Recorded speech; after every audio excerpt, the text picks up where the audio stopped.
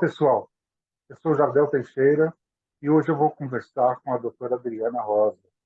Ela já foi enfermeira, formada pela Unifesp, e hoje ela é médica nas UTIs dos hospitais de São Paulo, né? Ela fez uma especialização em UTI neonatal pela USP. E com a sua experiência e a sua bagagem, ela tem vários casos para contar para a gente. Mas antes eu quero que ela fale dela, um pouquinho da sua trajetória como profissional da saúde.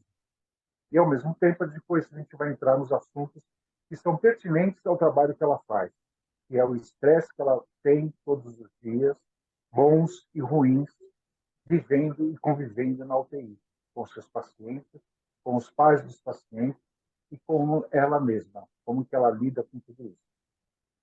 Olá, Adriana, como vai? Tudo bem? Olá, tudo bem, Jardel? Um prazer, Tudo bem. primeiramente, agradecer o convite. Eu que te agradeço, Adriana, de você ter aceitado o convite e participar dessa entrevista. Dessa conversa, na verdade, né? Eu não gosto de falar Uhum, entrevista porque eu gosto de conversar com as pessoas, ao mesmo tempo que elas falam uhum. o que é necessário para que a gente possa conhecer um pouquinho delas, um pouquinho da trajetória delas. Me fala um pouquinho de você, da sua trajetória de enfermeira e de médica. Como foi tudo isso? Bom, eu posso dizer para você, vou tentar fazer um resuminho. Eu sou enfermeira formada pela Unifesp, Sim, na década de 90, aí mais ou menos por volta de 97, 98, né? sei. Fiz faculdade lá e terminei a faculdade em dezembro de enfermagem. Em janeiro, eu ingressei na faculdade de medicina. Só que, no entanto, para custear, né, a faculdade de medicina, eu trabalhei durante os 6 anos como enfermeira, né, em UTI Nossa, neonatal, é, sei. em UTI neonatal. Então, eu trabalhava no turno à noite e estudava na faculdade de medicina durante o dia, né? Então, Puxado, como hein? é que eu posso E dizer? como que você aguentava isso? Você tomava café e Pois é, Coca-Cola? até hoje eu me pergunto como eu consegui. A medicina sempre foi um sonho de criança, um sonho realizado, né? Eu sempre tive essa meta, né? Eu prestei algumas vezes vestibular e aí eu não passava. Aí eu achei que a faculdade de enfermagem fosse estar o mais próximo, né?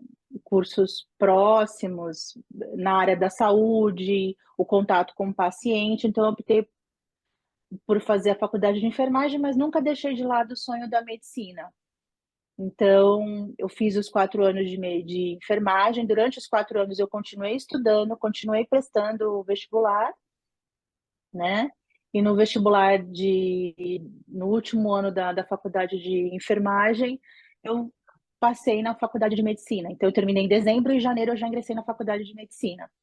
Só que aí precisava pagar, né? Os meus pais Sim. não iam conseguir custear a faculdade toda, então eu tive que trabalhar. Mas assim, olhando para trás, foi muito bom mesmo. Sim. Me ajudou muito, né? No hospital, você já entra no hospital, nos estágios da medicina, você já entra com uma certa bagagem, né? Em relação a cuidado de Hum, paciente, a conversar com o paciente, até sobre as doenças, né? Então, entendi. a faculdade de enfermagem foi uma boa Uma grande introdução. porta para você. É, uma grande porta para você, porque você, na Foi, verdade, você é, teve um adiantamento perante os outros da sua turma, não foi? Porque eles não tinham experiência de hospital, mas sim, você já tinha sim, essa bagagem.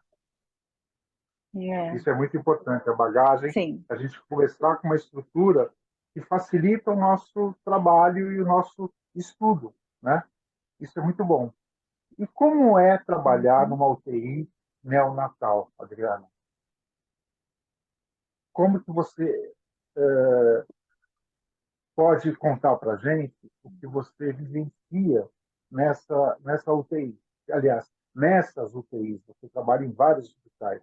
Como que é isso? Você trabalha Uhum. de plantão noturno nos hospitais, é isso? Como que é?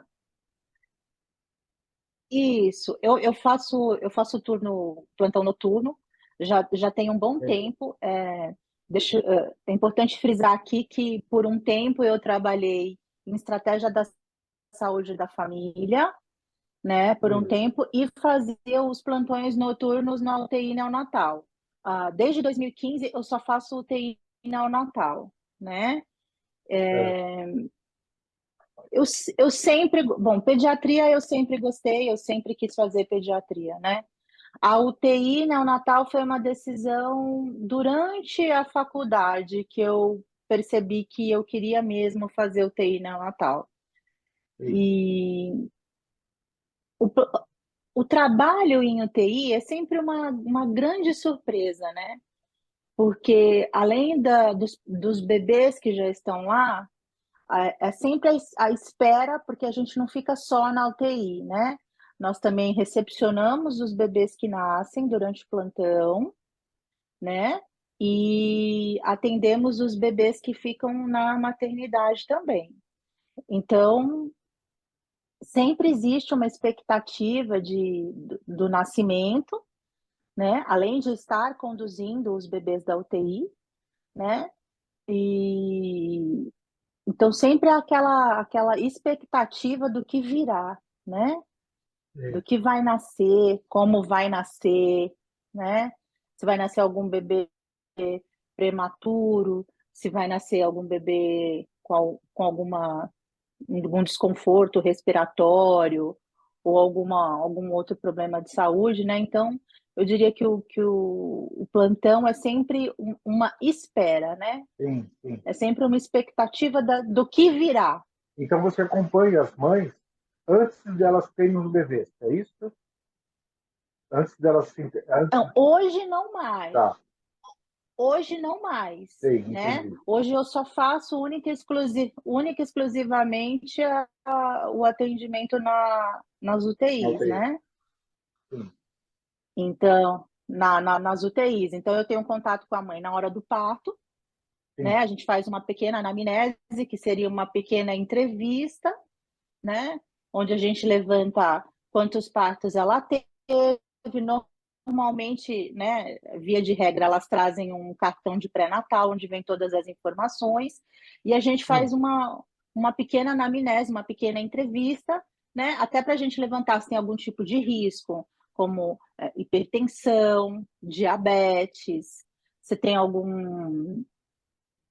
se fuma, se tem algum vício, se usa droga, se bebeu durante a gestação, se tem algum outro problema de saúde, entendi, como foram as outras gestações, entendi. né? Então, esse é um contato preliminar, né? Agora, estando na UTI, é que como eu trabalho à noite, eu não tenho tanto contato assim com os pais, porque a visita, né, onde a gente passa o quadro do bebê, né, leito a leito, a cada leito, isso é feito durante o dia, né? Então o Entendi. contato com o familiar à noite é um pouco menor. Entendi. Mas mesmo assim você continua tendo atendimento noturno, porque tem aquelas mães que saem do hospital e o bebê fica, né? Como que é Isso, lidar com esse isso. tipo de situação? Elas, então, algumas permanecem no turno da noite, mas não é a maioria. Mas eu digo que de uma Sei, forma geral, é tranquilo, né? Elas são sempre entendi. solistas. O que a gente encontra, às vezes, é uma dificuldade de comunicação, né? Uma dificuldade Sim, de entendimento, né? Porque é aquilo que eu costumo falar, todo mundo espera que engravide, que vá para o hospital, que tenha um bebê, eu sempre brinco, que tenha um bebê de 4 quilos, que sim, saia de alta, que poste foto nas redes sociais, né? Mas infelizmente isso não ocorre para todo mundo, né? sim, Então é um ambiente novo para quem não conhece, né? Então, a entendi. gente tem que lidar com, com muita frustração, né? Daquele Hum, bebê que não vai embora, daquele bebê que não vai para casa, da família que está aguardando esse bebê, né? Da mãe que esperou, que planejou, né? Estar com esse bebê em casa e, eventualmente, por algum problema, não pôde, né? E a UTI, de uma forma geral, ela acaba sendo um lugar complexo para uma pessoa que é leiga, né? sim, Então, a de uma gente tem que ter bagagem. uma comunicação. Eu gosto de ser muito direta com os familiares, né? Porque é a maneira como eu gostaria de ser tratada, Tratada. né? Então, é aquilo que eu costumo dizer. Ah, doutora, como é que está o bebê? O bebê está bem? Eu costumo dizer, o bebê está estável, porque ninguém que está dentro de um internado, dentro de um ambiente de UTI, está bem, Sim. né? O bem estaria se estivesse com você em casa ou na maternidade. O bebê está estável, né? Então, é o que eu falo, é um dia de cada vez, né? É um dia de Porque é cada vez. diferente, É muita. porque é diferente da criança estar no berçário, né? Onde os familiares É muita batem no complexidade, né? vidro e Às vezes as ficam pessoas. fazendo careta, e Sim, de uma criança que está numa UTI. É uhum. complicado. Sim, sim, E sim. como que é lidar com isso? Você, na sua cabeça, como você lida com isso diariamente? Tem dias que você vai para o banheiro chorar? Sim, já teve situações, é o que eu falo. É difícil porque se a gente sofre com todos os casos, a gente não vive, né? É verdade. Então a gente acaba meio que involuntariamente, a gente cria uma couraça, né? A gente cria uma armadura, Sim, mas não é sempre, porque a gente é ser humano, né? Então, bebês que ficaram muito tempo internado, a gente acaba meio que adotando para gente, né? Então a gente entendi. chama pelo nome, conversa, cria um carinho, né? Sim, sim. E, e dos bebês que estavam bem e de repente tem uma regressão do quadro, vai para um quadro de piora. Então, assim, já teve muitas situações, né? A gente chora com o familiar, né? Porque é aquilo que eu falo, a alta nem sempre é para casa. Nem sempre a alta é para minha casa, né? Eu costumo Entendi. conversar com a equipe de enfermagem. A alta nem sempre vai ser para casa. Às vezes a alta é para um outro lugar, para um lugar de paz, de conforto, né? E isso Sim. depende muito da crença religiosa que você tem, né? Então, eu costumo dizer que nem sempre a alta vai ser para casa, né? Sim. Mas é Vai, difícil, vai já para uma outra teve, dimensão. e sempre É, tem, né? Essa dor é estendida para a gente também, né? você é espírita, Só que a doutora? gente, ao longo. Sim, Então, acho que por sim, isso que você eu tem esse sou. entendimento, né? É, é. E das nossas limitações como ser humano também, né? Sim. A gente tem que lidar muito com essa frustração de que, de repente, você fez tudo, você fez de tudo, né? Eu posso dizer que eu trabalho em lugares que não me faltam medicamento, aparelho, né, instrumentos, né? Então, e há situações que você já fez de tudo, né? Que você já fez de tudo com aquele paciente, né? E que não há mais o que possa se fazer, né? E obviamente a família sempre quer que faça tudo, né? E a gente sempre faz tudo, sempre, né? Não existe um bebê que não é assistido na sua totalidade, né? E às vezes o desfecho não é como nós esperávamos, né?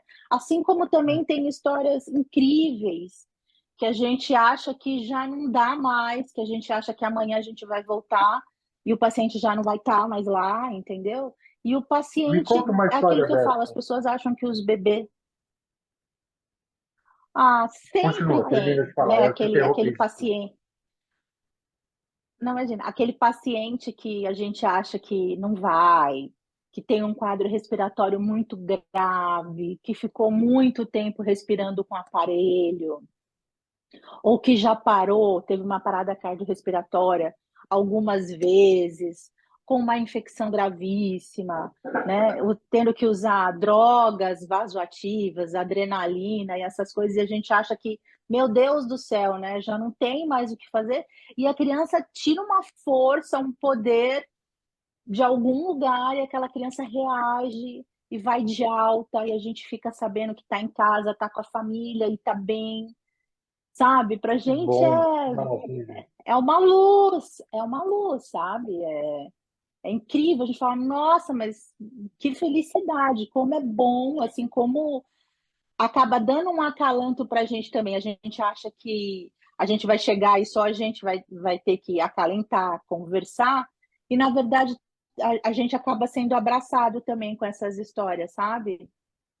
Sim, É muito os pais ficam gratificante, felizes. assim, quando ficam, claro. Eles vão querer se abraçar, vão Né? querer se beijar, vão Tem querer conversar. famílias ótimas, né? Famílias que, no aspecto de troca de energia, sabe? Sim, Então, sim. assim, aquela mãe, que eu sempre falo, conversa com o seu bebê, coloca a mão no seu bebê, segura na mãozinha dele, conversa, fala que você ama, que ele foi esperado, que ele está sendo muito esperado em casa, que o irmãozinho está esperando, né? Que tá todo mundo esperando por ele, que as roupinhas dele estão lá, né? Que ninguém tá todo mundo vendo, não vê a hora dele chegar em casa, né? E orar, independente da sua religião, eu sempre falo, ore, independente da sua religião, ore, acredite, né? Que isso é Sim. muito importante. A gente, nesses momentos não, em todos os momentos, mas nesse momento especificamente, a gente tem que andar junto com a nossa fé, Sim, com certeza, eu né? acredito nisso. Até porque Né? essas crianças elas são abençoadas por Deus, né? Elas estavam num processo de partir e voltam felizes e prontas para receber o carinho dos pais e o carinho da família. Isso é muito importante. E aqueles casos, Adriana, que a Agora mãe, é claro, ela é mãe solteira, ela tem uma vida difícil, ela tem uma vida complicada para poder ter esse bebê. Como que acontece esse tipo de coisa? Você já vivenciou essa situação de você conversar com a mãe, ver o sofrimento dessa mãe e, ao mesmo tempo, o sofrimento da família, ou às vezes nem da família, porque se ela é sozinha, ela não vai ter família, mas você está lá e você acaba fazendo essa interface de médica e família ao mesmo tempo. Você já vivenciou isso? uhum. Sim, muito, desde a minha época de enfermeira, né? Ainda mais porque eu sempre trabalhei em hospitais do SUS, trabalho também, já trabalhei na rede particular, mas eu sempre trabalhei em rede SUS, né? Então nós vemos situações de mães, né, com questões sociais, de maridos presos, de usuárias de droga, né, que decidem ficar com aquele bebê, ou algumas que optam por não ficar, né? E aí, na grande maioria dos casos, a família acaba ficando, né? Então, é muito complexo o negócio, porque a gente, de uma certa forma, a gente não pode julgar, né? A gente não pode julgar as pessoas, né? A Tá, gente tenta tá. orientar para que essa história não se repita, né? Sim, Eu costumo Eu particularmente costumo muito, porque hoje em dia a Rede SUS ela oferece o sistema de colocação de DIU no parto com algumas indicações, né? Então tem algumas indicações no qual a paciente, se ela aceitar, ela já pode colocar o DIU no pós-parto imediato, né? E eu sempre Entendi. assim, dentro da sala de parto, eu sempre costumo falar, sabe, quer colocar o DIU? Quando eu vejo que a paciente tem comorbidade, então é uma hipertensa, que já teve outros partos difíceis, ou que tem uma história de partos prematuros repetitivos, ou alguma questão social, né? Eu sempre acabo reforçando, mas você não quer colocar? Aí, às vezes eu vou lá, converso com a ginecologista, né, com a obstetra, né? Olha, eu acho que a paciente quer colocar, né?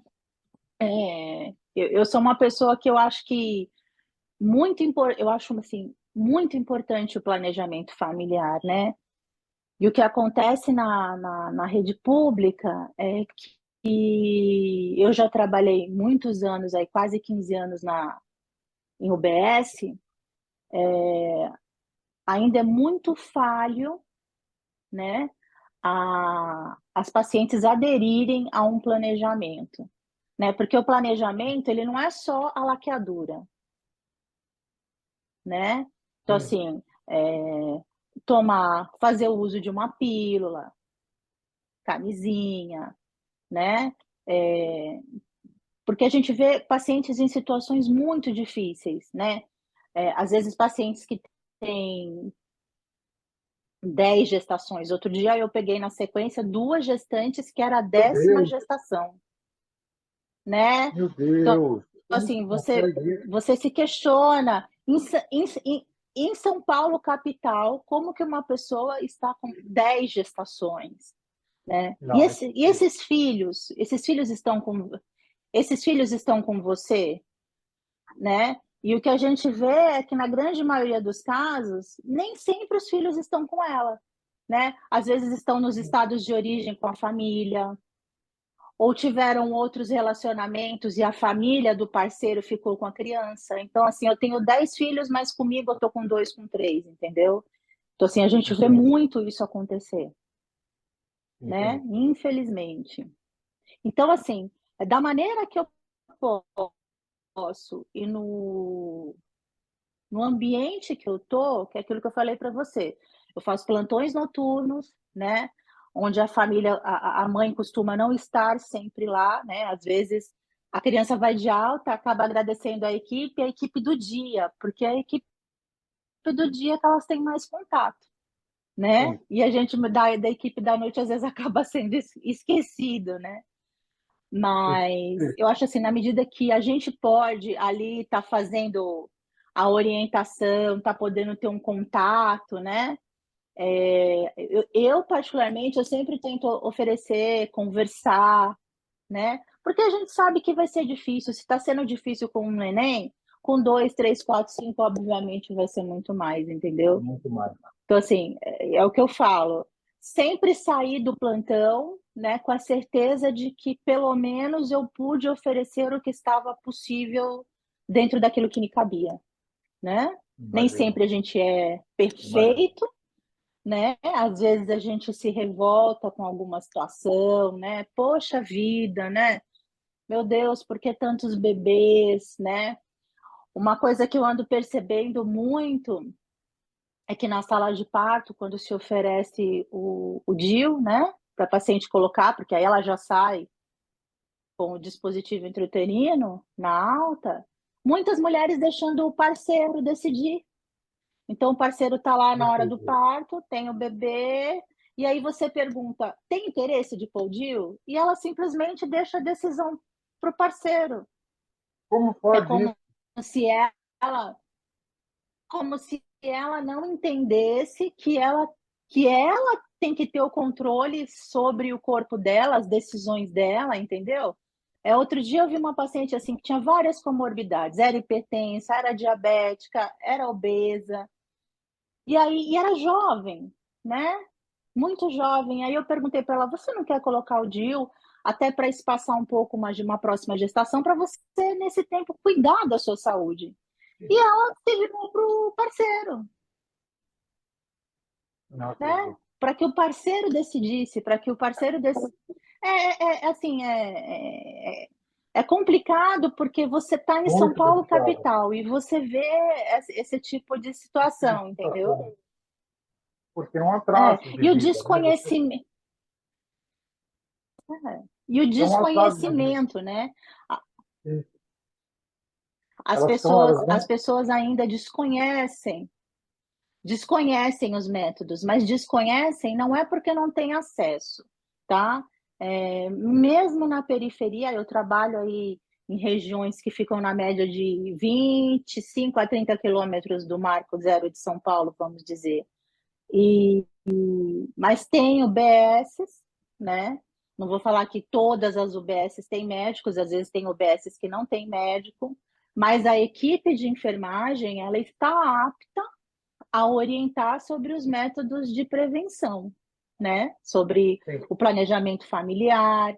Então, assim, nas UBS sempre tem camisinha, tem a camisinha masculina, a camisinha feminina, que a pessoa pode entrar e pegar, não precisa de receita, não precisa falar com nenhum profissional, é dado livremente, né? E a gente se questiona como que mesmo assim, né? Porque às vezes a fila da laqueadura tá longa, né?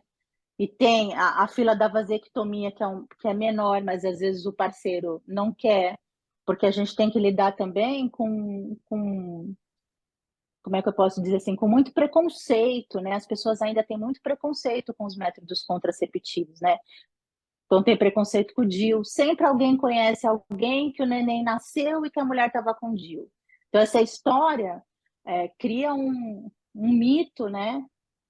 E aí ninguém quer pôr o DIU, né? Ninguém quer assumir essa responsabilidade de pôr o DIU, porque uma vizinha contou que alguém, né?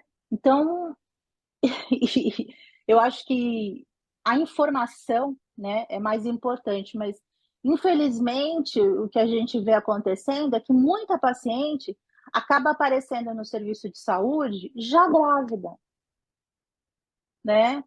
Você às vezes não consegue entendi. captar a paciente antes. Você não consegue captar a paciente antes. A paciente não vai ao UBS, você não conhece ela muito bem, e ela aparece já gestante, né? Sim, Então fica difícil essa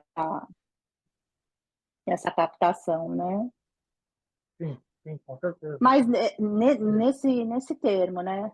É, agora, assim, dentro da UTI, a gente lida, que eu estava falando para você, a gente lida muito com frustração, né? Porque sim.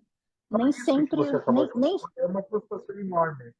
Porque como que umas mulheres, em século XXI, em uma cidade como São Paulo, desconhecem os métodos contraceptivos e, ao mesmo tempo, não sabem é, que elas podem valorizar o seu próprio corpo. Elas não valorizam o próprio corpo, imagina. Elas mesmas dizem para o marido, perguntam para o marido: ah, eu posso colocar? Que isso? O corpo dela, ela tem que virar para você e falar: não, eu quero colocar, eu não quero mais ter filho.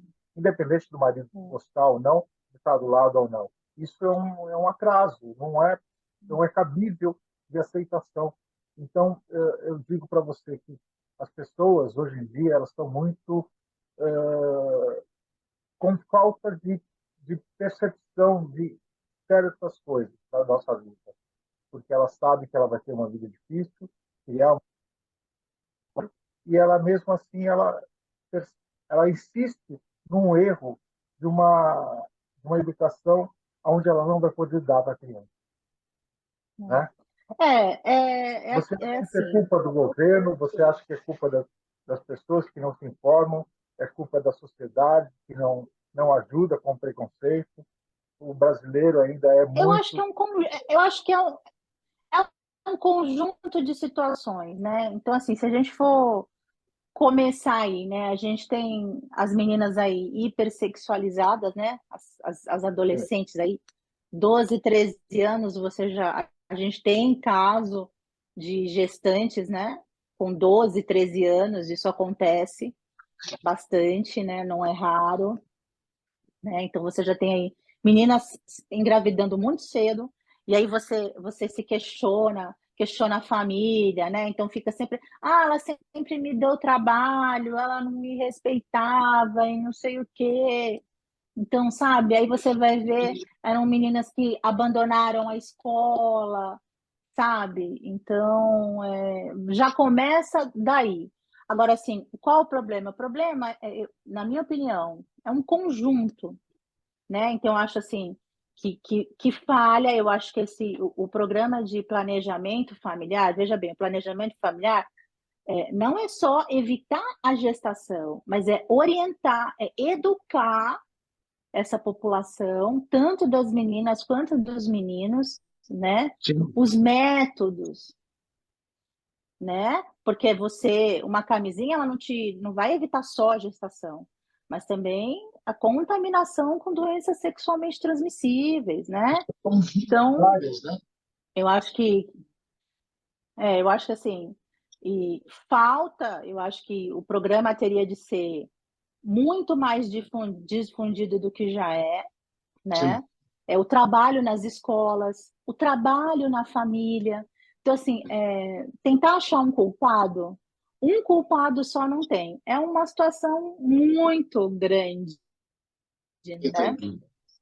É Uma situação verdade. muito grande, Mas eu acho que ainda o brasileiro tem muito, né? e muito que E assim, saber lidar com situações, principalmente com essas situações. A gente vê um atraso com relação a muita coisa, e nessa hora você vê o quanto o Brasil ainda está atrasado, quanto a população do Brasil está atrasada. Você se depara com uma porque situação que você a, edu- é muito complicada. a educação é falha, né? É, a Nosso, educação é fácil. nosso sistema educacional, né? E aquilo que eu falo também, estudar, ir para a escola, né? Eu lembro também da época que eu era adolescente. Tinha dia que eu não queria ir, tinha matéria que eu não gostava, entendeu? Sim, Mas hoje em dia,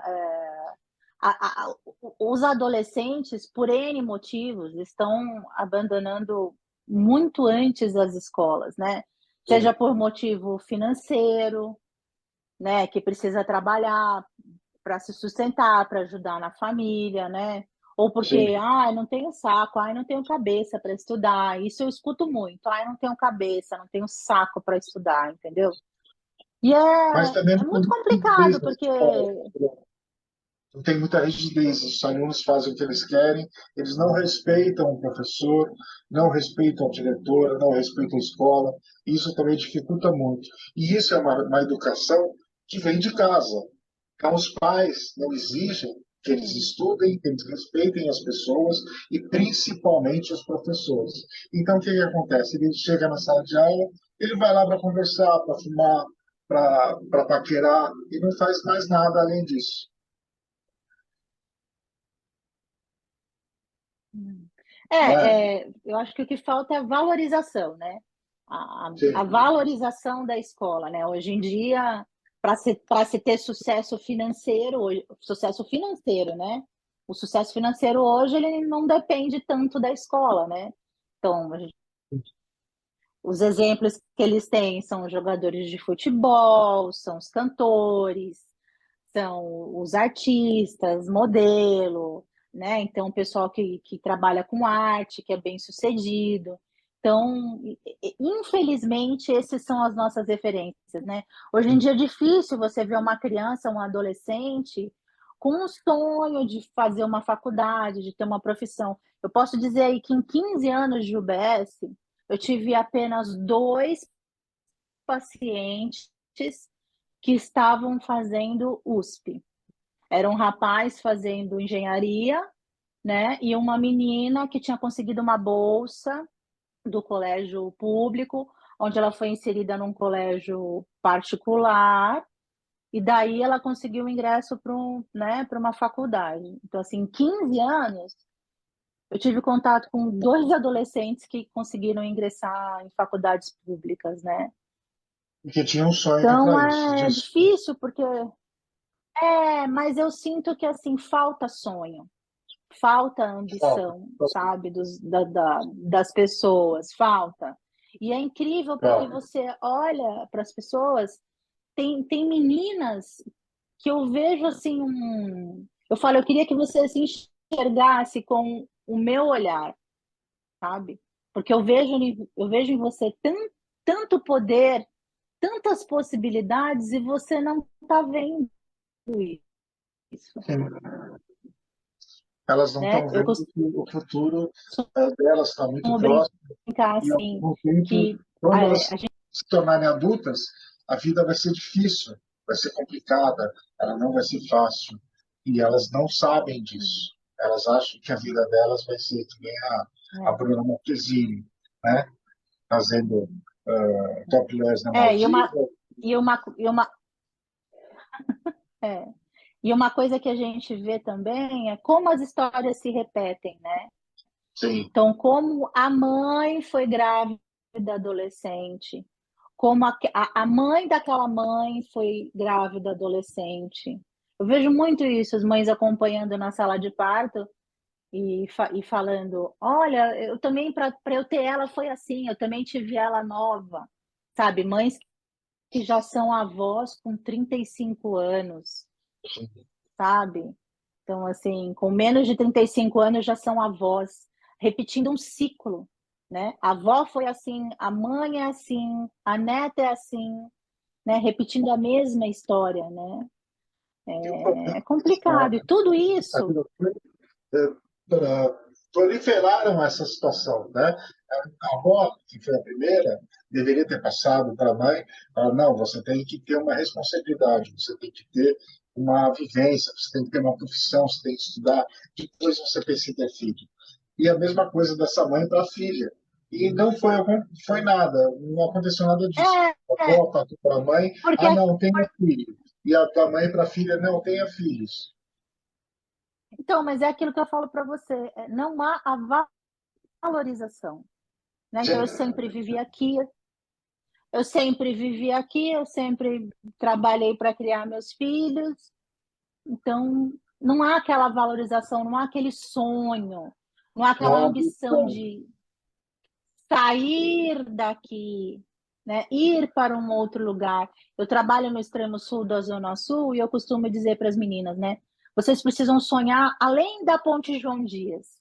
Além da Ponte João Dias, tem um mundo muito grande, cheio de possibilidades, entendeu? E que, assim, não vai ser fácil para a gente, porque as Não. faculdades, os empregos, né? As pessoas costumam falar, ai, doutora, mas o emprego é muito longe. Não, o emprego não é longe. Longe é onde a gente está, é onde você mora. O emprego está próximo do Marco Zero de São Paulo, né? Sim, Mas e aí? Quanto de sacrifício você está disposto, né? Assim, porque se a gente for pensar num geral, quando a gente pega a gestante, né? A gestante, assim, com problemas, com as suas necessidades, a gente vê que tudo vem daí, né? sim. Então, não houve um planejamento, né? Ela, na grande maioria das vezes, não estava preparada para aquela gestação, né? Então, assim, ela não fez nada para evitar, né? Ela não se planejou, ela não se preveniu, E a coisa né? aconteceu. Então, E o é problema complicado. E às de ciclo, vezes né? isso E, e isso acaba refletindo na própria gestação e Sim, no nascimento daquele bebê, né? sim, Então, assim, às vezes tem que trabalhar, não cuida da saúde, falta nas consultas de pré-natal, e aí adquire algum tipo de doença, não consegue controlar a pressão, não toma, não adere ao tratamento direito, não faz uma dieta adequada, ou então, que a gente tem muito na periferia, o uso de droga, né, sim. o abuso de álcool, o abuso de droga, né? E então é complicado isso. E tudo isso acaba refletindo na saúde do bebê, né? E, Então a com gente tem certeza, assim, nascimento de bebês a criança vai nascer com prematuros. problema. Você acha que a maioria das crianças que estão na UTI são por causa dessas mães que não tem consequência, não tem estrutura psicológica, física, e que bebem, fumam, se drogam, e as crianças nascem com problemas? Existe uma Eu maioria? acho que assim, não dá para gente julgar, porque dentro disso nada é 100%, né? Tem vários casos, tem muitos casos que aquele bebê foi super planejado, super esperado. Aquela mãe tem mais de 10 consultas de pré-natal, às vezes tem 5, 6 ultrassons, entendeu?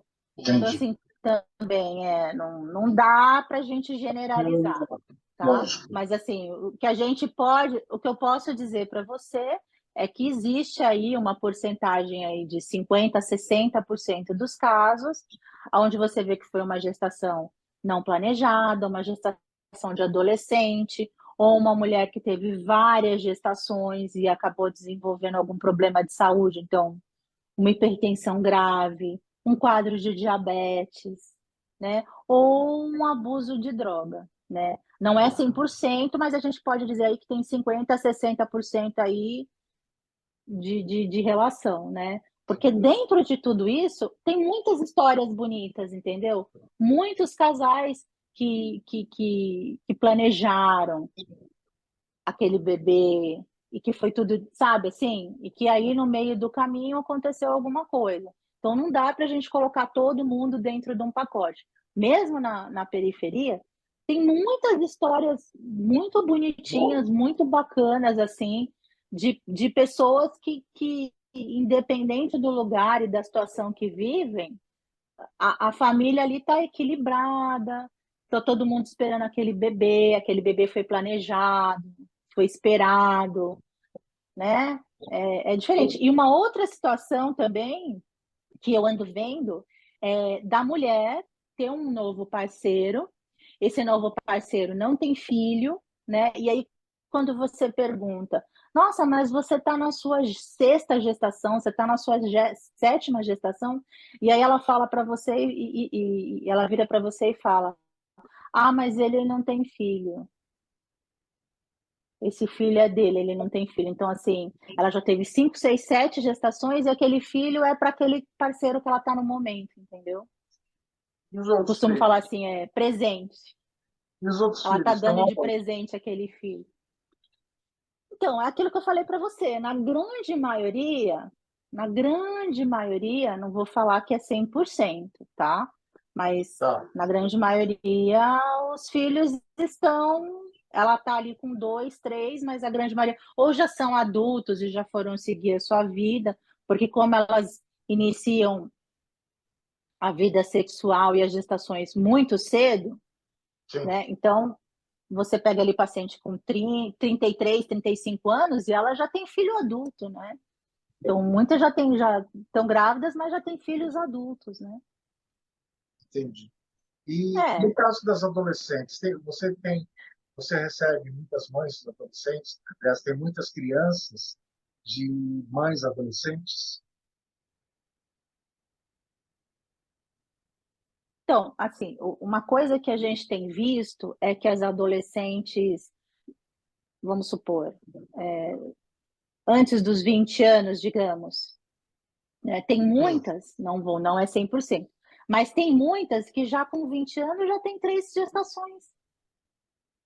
Nossa Senhora. Né? E aí, se você parar para pensar, Entendi. se Porque você vai ter parar uma para problema. pensar, é,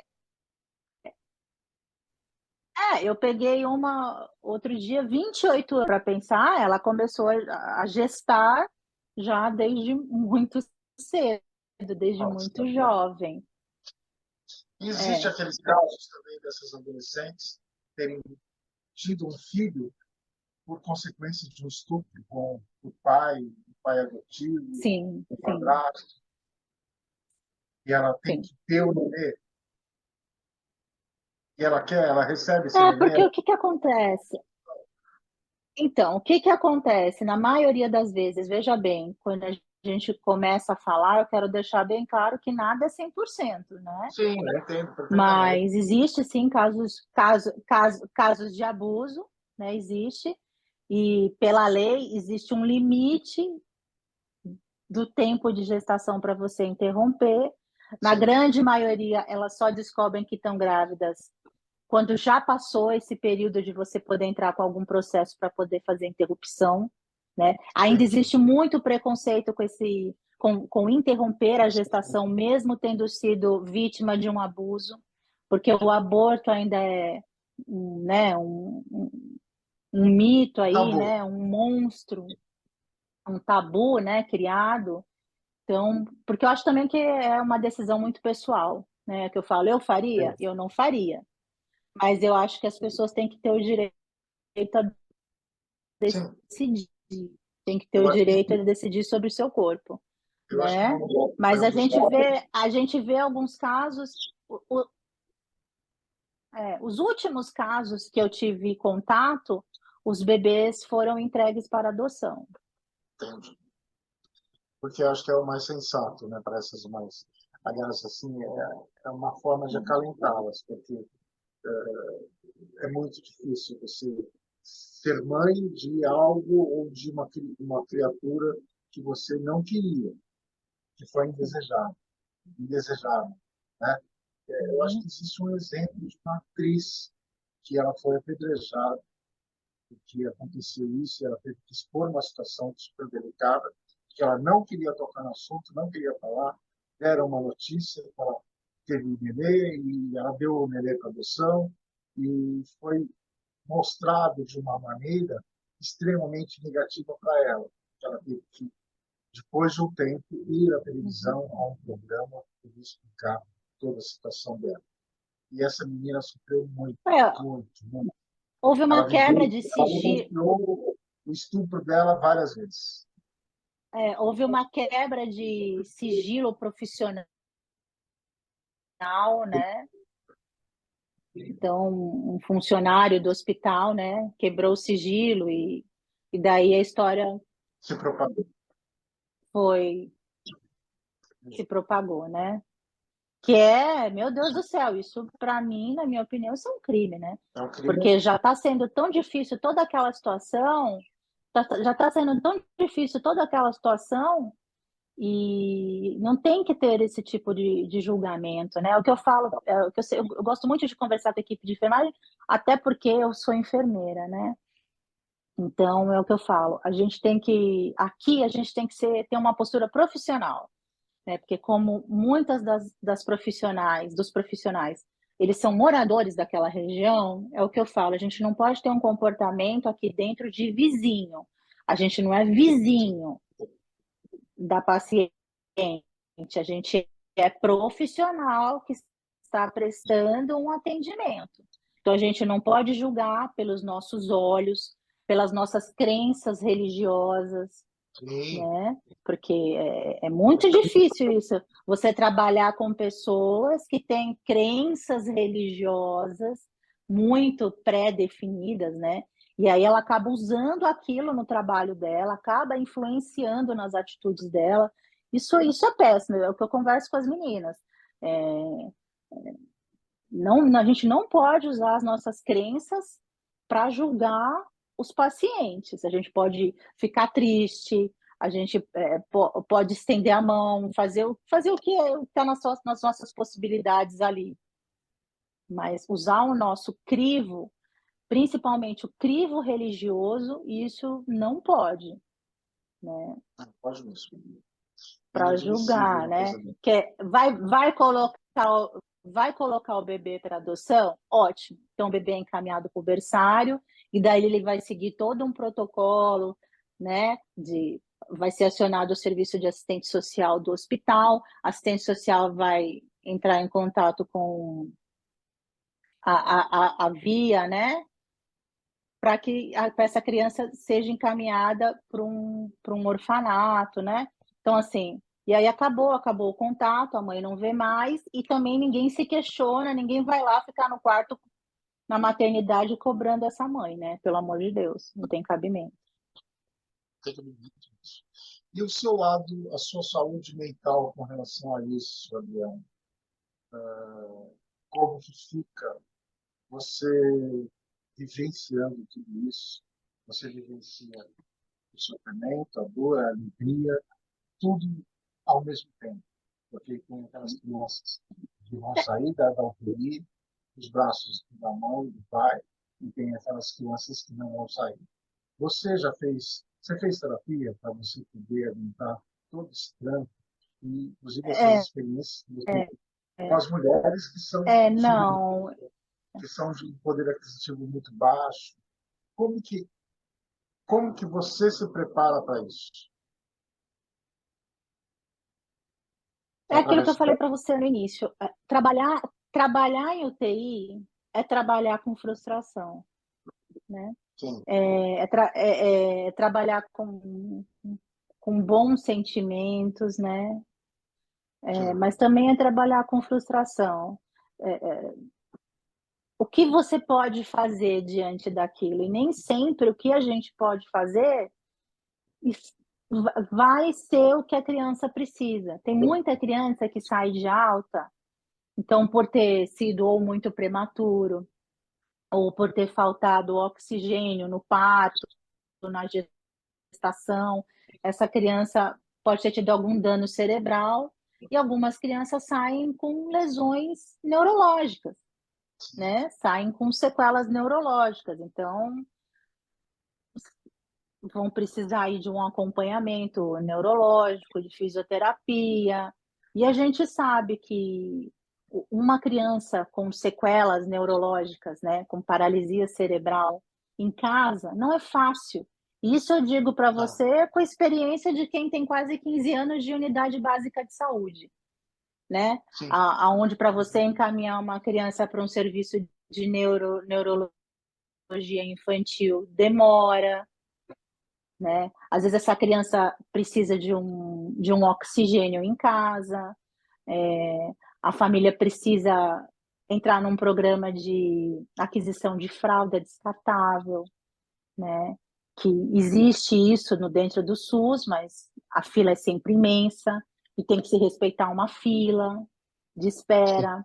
Então, assim, às vezes o parceiro não sustenta aquela situação e a mulher se vê Sim. sozinha, né?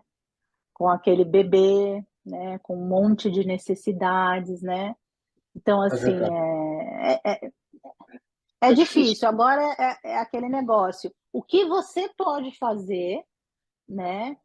Para ajudar, para que naquele momento da internação, aquele contato, o que você pode fazer até para se conseguir um acalanto tanto para o paciente, para a família e para você, Sim, né? Eu costumo dizer aquilo que eu falei para você no começo. Eu acho que a gente tem que ter um diálogo muito claro com a família, né? Então esse negócio de falar, o bebezinho tá bem, o bebezinho tá ótimo, o bebezinho tá bonitinho, né? E às vezes o bebezinho tá bonitinho e aí chega na madrugada, o bebê piora muito. Às vezes o bebê tem sim, uma parada, vai a óbito. E aí a família vem falar, mas falaram para mim que meu bebê estava ótimo. Então, é aquilo que eu falo para você, eu nunca costumo usar certas palavras, porque quando você tem um ente, um familiar numa UTI, e eu já tive, as pessoas se apegam sempre à melhor palavra. Então, o bebê tá ótimo. O bebê tá bonitinho. As pessoas sempre se apegam às boas palavras, né? A gente sempre acaba filtrando só aquilo que a gente quer ouvir, né? E eu acho que não, eu acho que a gente tem que conversar seriamente, claramente, né? Seu bebê não está respirando sozinho, seu bebê está precisando de um aparelho para poder respirar, seu bebê está com uma infecção, o antibiótico não faz o efeito de um dia para o outro, né? Não existem medidas mágicas. Independente disso, tem que se esperar também o organismo reagir, né? É uma coisa que a gente vê muita preocupação com o ganho de peso, né? Às vezes o bebê está super grave e aquela família te questiona quanto ganhou de peso de um dia para o outro, né? E às vezes é. o bebê, Nada a ver, né? e às É vezes como se o ele bebê, tivesse não, mas ele que ele vai engordar 1 quilo, é né? como É simples. como uma, uma outro dia me perguntou se o olho do bebê ia ficar claro, né? E aí eu respondi para ela assim: a gente tem que se preocupar dentro do hospital se o bebê vai enxergar, né? O teu olho claro é uma coisa muito terciária. E aí eu percebi nela que ela teve aquele um Ficou segundo de frustrada. reflexão, sabe? Sim. Né? Então, assim, a gente tem que ser muito claro com as palavras, né? E entendendo que é um ambiente complexo, principalmente para quem é leigo, né? E é Então, muito a gente tem que sensível, né? buscar Tem uma pessoa palavras, fora do comum. buscar formas de conversar. Às vezes, a mãe tem uma limitação de entendimento. A gente vê muito mães com limitação de entendimento. Então, você fala, fala, fala, ela não entende, né? Entendi. Então, aí a gente solicita que o pai esteja junto. Ou algum familiar, avô, avó, tio, tia, que tenha uma capacidade de entendimento um pouquinho melhor ali, entendeu? Para que não, Entendi. para que as coisas estejam muito claras, né? O diálogo é algo muito importante na relação assim, na relação médico-paciente, né? O Entendi. diálogo ele tem que ser muito Fundamental. bem estabelecido. Ele tem que ser. Me diga a verdade. Eu pelo menos penso assim. Eu quero que me diga a verdade, entendeu? Você tem razão. Adriana, eu vou precisar interromper a nossa conversa. Tem uma questão que eu queria tocar, E mas acho que eu vou deixar para uma próxima vez que a gente conversar. Por quê? O tempo está esgotando e daqui a pouco a gente vai sair do ar. Então, para que isso não aconteça, eu vou pedir para que você encerre a nossa conversa falando um pouquinho do que você deseja para que outras pessoas que estão estudando medicina, que visam trabalhar numa UTI neonatal como você, o que você falaria para elas e qual conselho você dá para essas pessoas? Ou pessoas jovens que não têm um sonho, que precisam estudar. Me fala, me fala o que você acha com relação a isso. Né? Você pode dar uma sua opinião para a gente poder encerrar a nosso bate-papo.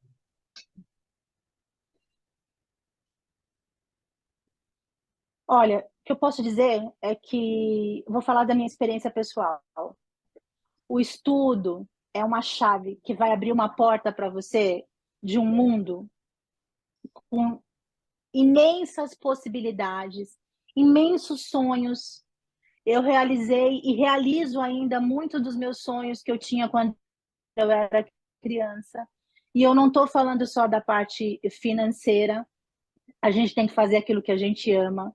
Se você quer fazer medicina, faça. É uma profissão maravilhosa, mas é custosa custosa no sentido que vai te levar muitos dias, muitas noites de estudo, e depois você se forma. Você não vai passar Natal com a sua família, às vezes, o seu aniversário, às vezes você vai ter que estar trabalhando, você vai ter que engolir a sua dor, pôr sua dor no bolso para cuidar da dor do outro. Mas uma coisa eu posso dizer para você, é extremamente gratificante. E independente de qualquer coisa, sonhe, sonha. O mundo só se move quando a gente sonha, quando a gente vai atrás dos nossos sonhos.